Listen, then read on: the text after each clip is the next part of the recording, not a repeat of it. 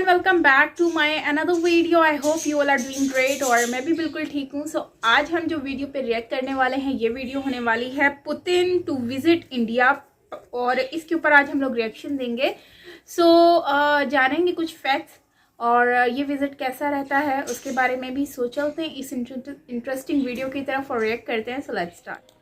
हिलाली साहब, सवाल मेरा ये है कि जो रशियन प्रेसिडेंट हैं वो अब इंडिया के दौरे पे आ रहे हैं और S-400 जो है उसकी डिलीवरी तो हो रही है, लेकिन बताया जा रहा है कि S-500 जो वो उनका डिफेंस सिस्टम है उसके लिए भी बात होगी।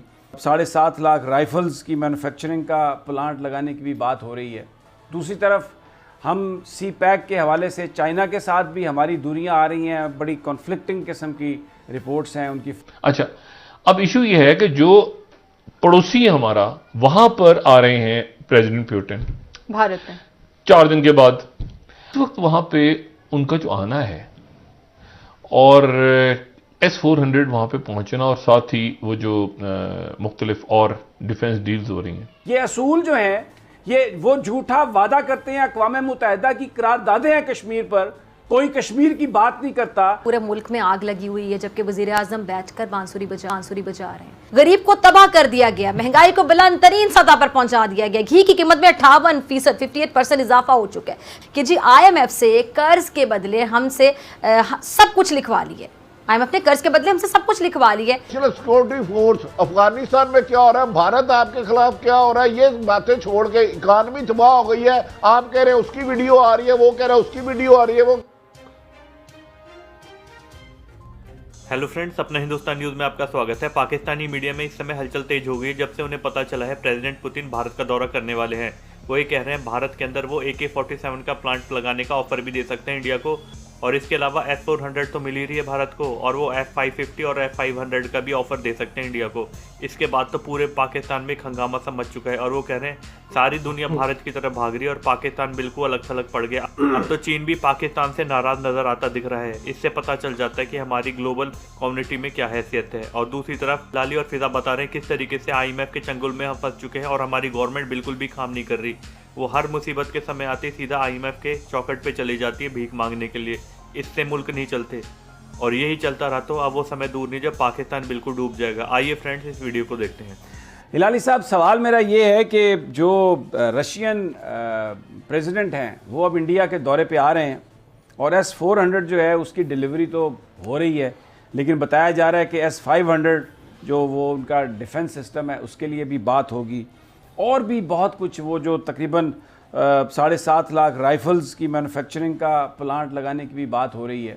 ऐसा लग रहा है कि अमेरिका के साथ ताल्लुकात मेंटेन करते हुए रखते हुए इंडिया जो है वो अब रशिया और उनके बीच में भी आपस में कुछ ताल्लुकात बेहतर हो रहे हैं। दूसरी तरफ हम CPEC के हवाले से चाइना के साथ भी हमारी दूरियां आ रही हैं, बड़ी कॉन्फ्लिक्टिंग किस्म की रिपोर्ट्स हैं। उनकी जो उनकी फ़ॉरेन ऑफिस की वेबसाइट है उस पर जो सवाल जवाब आते हैं, रफ्तार भी यहाँ पर थमी हुई है। बिल्कुल अफ़गानिस्तान पर भी हम अमेरिका को टो कर रहे हैं। और अभी चौधरी सरवर साहब का मैंने एक क्लिप सुनाया जिसमें वो कह रहे हैं कि IMF ने हमसे सब कुछ यानी लिखवा लिया है और सिर्फ $2 बिलियन का कर्जा देना है उन्होंने 3 साल, यानी $6 बिलियन टोटल है। तो ये कहाँ हम खड़े हैं, किस तरफ हम जा रहे हैं? ज़फ़र हिलाली साहब, आपकी समझ में क्या आता है?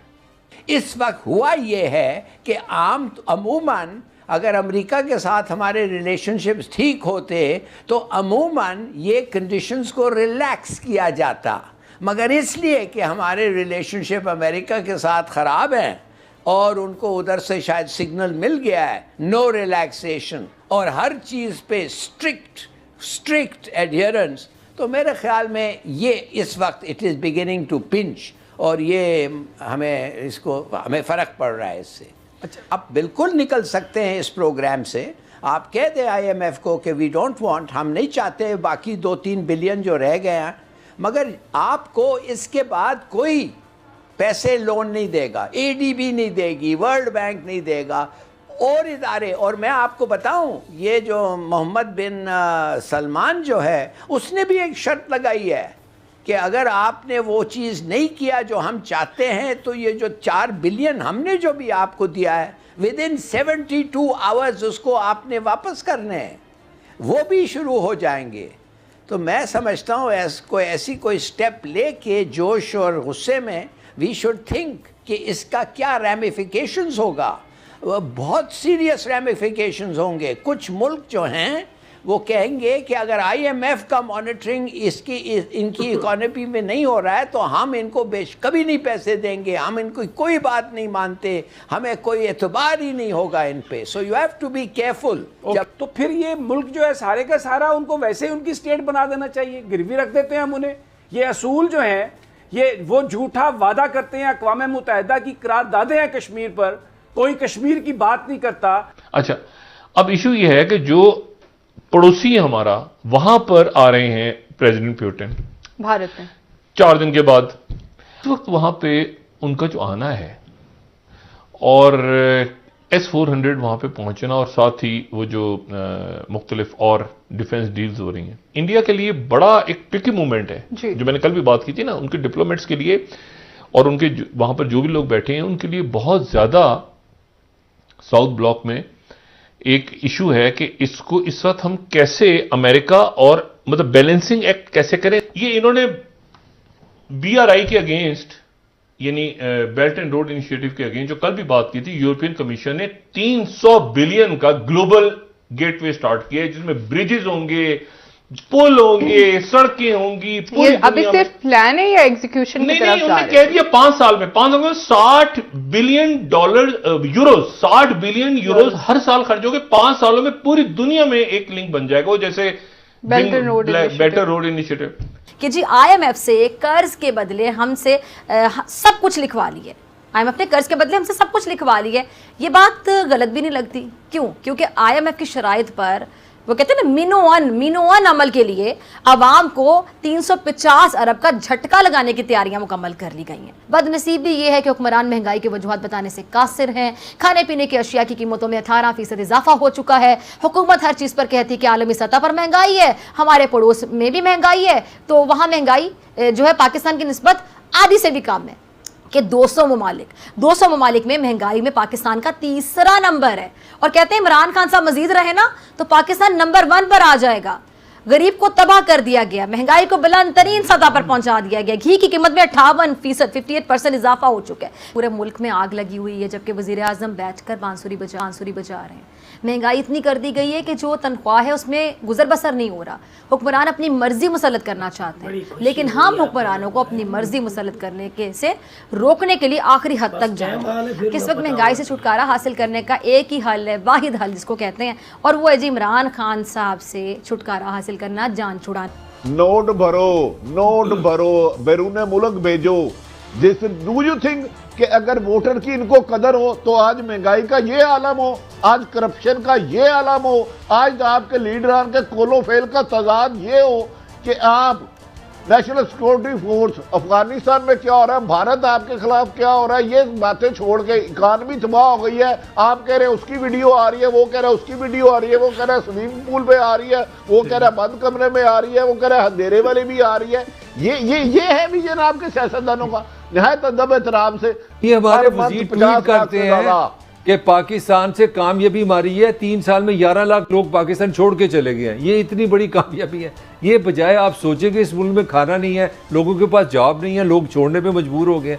बरकाई साहब आप बताएं ना, अब आप आराम से बाहर घूम सकते हैं, कितनी गुर्बत पड़ी है 3 साल में। मुझे एक इमरान खान साहब के नहायत करीबी जानने वाले आज मिले जो पुराने हैं, तो जो मुझे उन्होंने बात सुनाई मैं तो हैरान हो गया। मैं क्या यार कैसे तो करेंगे, इनका पल्ले है क्या आपको? और इमरान खान के बारे में सारे ही बोल रहे हैं कि भाई इमरान खान जो है वो अगर वो रहा तो आने वाले वक्त में जो है वो नंबर 1 पर आ जाएगा। फिजा का कहना ये है कि महंगाई के तौर पर तो भाई महंगाई तो हो चुकी है जितनी होनी थी। अब कंटिन्यूसली आहिस्ता आहिस्ता महंगाई और ज़्यादा होगी, इस पे हम कंट्रोल तो कर नहीं सकते।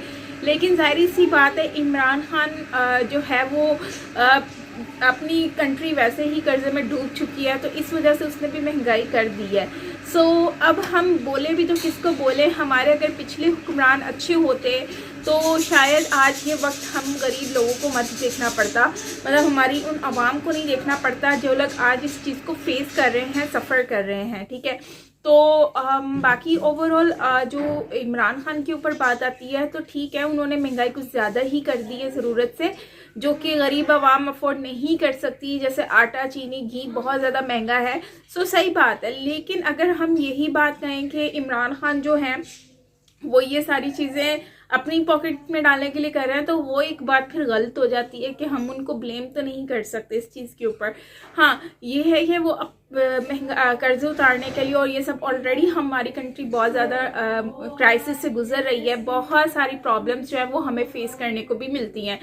और अगर हम बात करते हैं कि सऊदीया वाकई में ही इंडिया को जो है वो सऊदीया पाकिस्तान के अकॉर्डिंगली जो है वो थोड़ा सा जिस तरह चल रहा है, पाकिस्तान को जो है वो कह रहा है कि भाई हमने तुम्हें कर्ज दिया है तो अगर हम वापस देते हैं तो उस पर भी अगर तुम मतलब वो वापस लेना चाहें तो हम कभी भी ले सकते हैं, और हमारी शराइत के मुताबिक तुम ये करोगे, अगर हमारी शराइत पूरी ना की तो हम ये कर्ज कभी भी तुमसे छीन सकते हैं।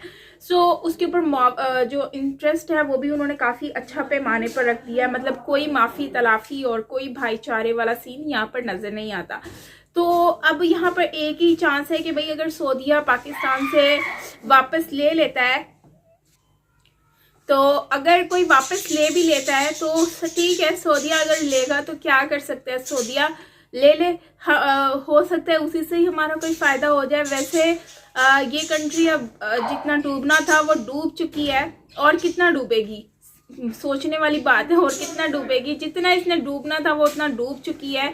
बस अब ये है कि ये सारे सिचुएशंस जो हैं उसको कंट्री को संभालना बहुत ही मुश्किल काम है, और पता नहीं है कंट्री की जीडीपी कभी इकनॉमी जो है वो कभी अप हो सकेगी कि नहीं हो सकेगी। बाकी इंडिया की अगर हम बात करते हैं तो इंडिया भाई एक अच्छा कंट्री है, पैसे वाला कंट्री है, अमीर कंट्री है, उनके जीडीपी इकनॉमी हर चीज़ है, एयरपोर्ट हर चीज़ अच्छी बनी हुई है, हमारी गिरवी रखे हुए हैं जो भी अहम चीज़ें हैं, तो हम इंडिया का तो मुकाबला कर नहीं सकते। लेकिन हाँ, इंडिया अपनी निस्बत में बहुत ज़बरदस्त है, पूरी दुनिया में उसने अपना नाम बना लिया और ऐसे ऐसे कॉन्ट्रैक्ट्स प्रोजेक्ट स्टार्ट कर चुका है जिससे और ज़्यादा सबसे कनेक्टिविटी बनाकर रख सकता है। सो हमें भी कोशिश यही करनी चाहिए कि हम अपनी जो है वो सबसे बनाकर रखें, लेकिन प्रॉब्लम यहाँ पर एक आ जाती है कि हम बनाकर किस तरह से रखें। हमारी कंट्री का सारे इश्यूज़ ही यहीं से स्टार्ट हो जाते हैं कि भाई हमारे पास पैसे ही नहीं हैं, और पैसे हैं भी तो उसको किस तरह से हम हैंडल करें। सो फ्रेंड्स, आपका क्या कहना है वो कमेंट सेक्शन में बताना। बाकी मिलते हैं नेक्स्ट वीडियो के साथ। Till then take care, bye bye.